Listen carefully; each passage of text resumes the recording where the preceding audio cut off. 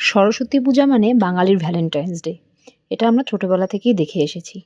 ছোটবেলায় তো বুঝতাম না। কিন্তু যখন বড় হলাম তখন আস্তে, আস্তে বুঝলাম। আর এখন বিয়ে হয়ে যাওয়ার পর সেইভাবে মানে সরস্বতী পুজোর যে ওই ক্রেজটা তার ধারাটা একটু পরিবর্তন হয়েছে।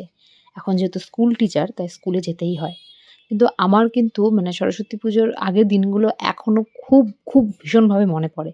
সকালবেলা স্নান করে সেই ভোর ৫ টার দিকে স্নান করতাম। কারণ আমাদের পুজো ৬:৩০ ৭ টার দিকে হয়ে যেত। আর আমরা বান্ধবীরা দুবেলা বেরোতাম। একবার বেরোতাম সকালের দিকে, একবার আবার বিকালের দিকে। তো যাই হোক এবার স্কুলে চলে মানে উপোস করেই ছিলাম এবং এবার স্কুলের পুজোতে আমি ঠাকুরটা দিয়েছিলাম। কারণ আমার ইচ্ছা ছিল এবার পুজোতে আমিই ঠাকুরটা দেব। তো সবাই মিলে সব ম্যাডামরা মিলে এবার যেহেতু স্যার ছিল না, আমরা পুজো করলাম। ম্যাডাম সুন্দর করে ঘটে সিঁদুর-টিঁদুর দিল। আর এই বাচ্চা-কাচ্চাগুলো এত সুন্দর করে সেজে এসেছিল।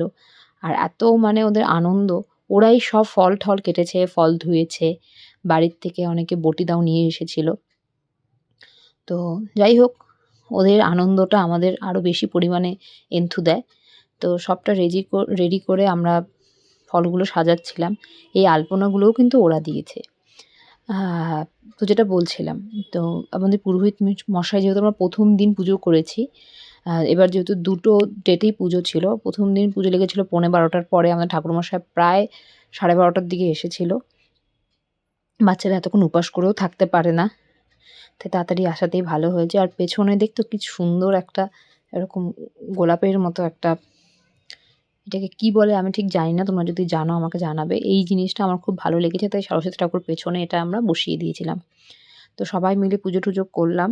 আর একটা বাচ্চাও এসেছিল ও হাতে খড়ি দিল।